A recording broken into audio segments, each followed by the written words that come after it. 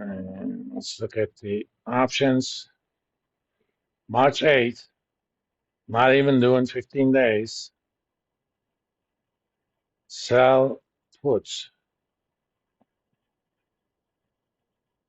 $4. Okay, and I'm gonna add this, and I'm gonna try to sell it at 70 cents.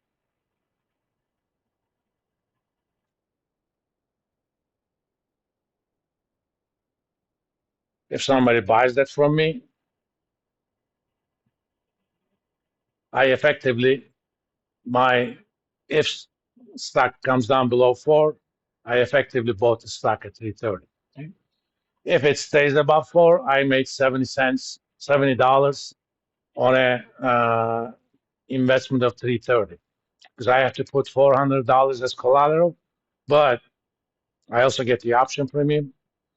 So in 4 days, I'm going to make close to 30%, close to 25% on an investment of 330, and I'm willing to buy that stock at 4. If you're not willing to buy at 4, that's the wrong trade for you. Pick the price you're willing to buy at. In fact, I'm going to do another one since I have the money and I can.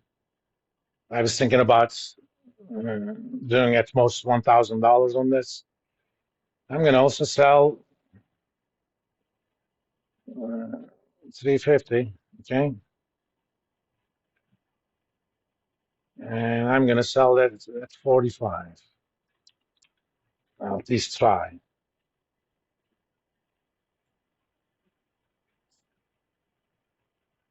So if it goes, my net investment is going to be 305, and I would have made $45 if it stays above 3.5. I call these strategies milking strategies, especially the covered call. It took me a while to come up with the analogy. It's turned out to be a lot easier to explain. Think of the stock. Let's think about the covered call. Think of the stock as a cow. Okay, you're raising cows, and what's the purpose? You beef them up. When they're fat enough, you sell them. You know, the strategy is you buy them when they're little, you feed them, they get big, the price increases, you sell them. But while you're waiting for that cow to fatten out, that cow also produces milk. So before you send that heifer to the slaughter, you milk them. You get the milk, you sell the milk. That's what that option premium is. Okay. The analogy with this covered put is a little bit not that easy, but you can think of it as you make an agreement with a seller that's okay. You have the cow, raise it up. I'm willing to buy it at $4. Okay, but until you sell it to me at $4, right now he doesn't want to sell it to me at $4. Until you sell it to me at $4, because I made that commitment, you're gonna milk the cow and give me the milk. That's what that option premium is. Beautiful. Okay. Again, that $4 purchase price should be a reasonable one. If you can't live with that, don't do it. Lower your strike price to a price at which you're willing to do it. For example, if I had the $80,000 to put as collateral for NVIDIA, here's what I would have done. I definitely think that it's a buy at $800. Let's see how much premium they would have given me for that. Come on.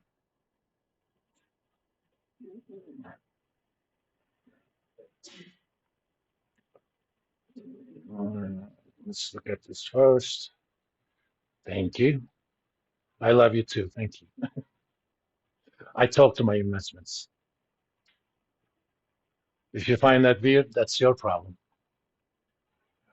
Okay, March 8th, I want to sell a put on $800. The nice thing about liquid stocks, their strike prices are a lot more frequent compared to illiquid ones. So somebody is willing to pay me just 4 days, $250, so that I would actually sell them this option. Yes, it is an investment of $80,000. Relative to the others, it's not as big of a return, but the other stocks are a lot more speculative. Look at the implied volatility on NVIDIA, 48. Let's look at the same thing on, come on, man. Since I have that in my watch list, option watch list, uh, this is a call, but it'll give me the implied volatility, 198%. Okay, that means market is expecting very sharp movements. That's how it is priced. Whether or not it will happen, that's besides the point. Did I get any of those?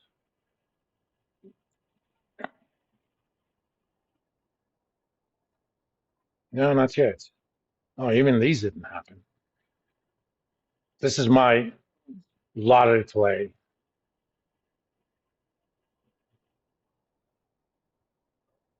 Yeah, there was somebody bidding at 10 cents, 100 contracts, but I didn't have anything to sell. The stock is trading around 19, 20 cents anyway. So they're bidding 10 cents a share for an option that's going to expire only in October.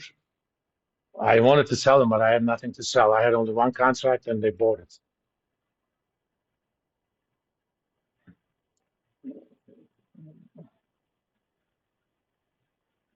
Sometimes I put money in lottery plays. I put net after option premiums about $1,000 into this, and I either am going to lose all of it, or that 1,000 is going to be at least 20,000. There is no in between, because if these guys can generate the cash they need for the next level, because they already have the proof of concept stuff, they're doing self-driving forklifts and stuff in warehouses. And right now they started using NVIDIA's GPUs for those. And once they start getting contracts, this thing, either somebody's going to buy them or they're going to start actually making good sales and it'll go up. Or none of that will happen, they'll go bankrupt. So there is no in between. Either I'm going to lose it all or I'm going to make at least 20x. But don't ever put more than 1% of your money into lottery trades like that. You can if you want to gamble, sure, but it's a gamble. As long as you're not going to cry if you lost that $1,000, size is correct. All right, let's figure out the formal way of doing it. Okay. The option pricing model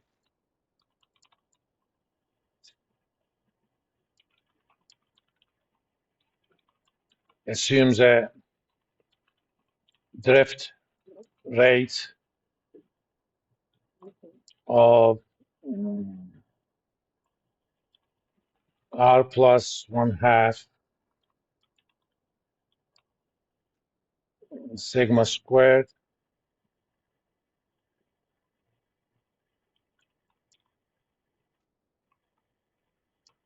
This is per year.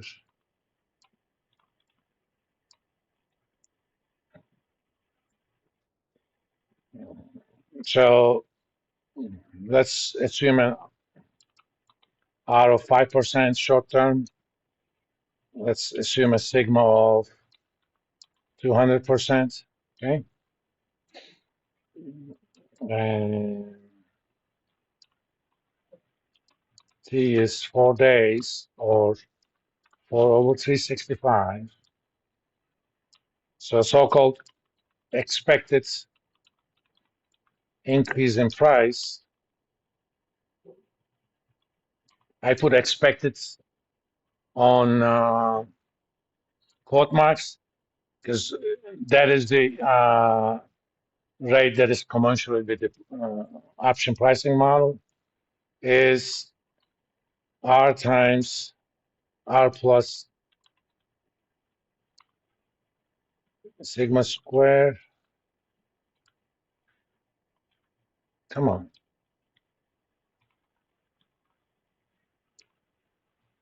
Times T. So that's going to be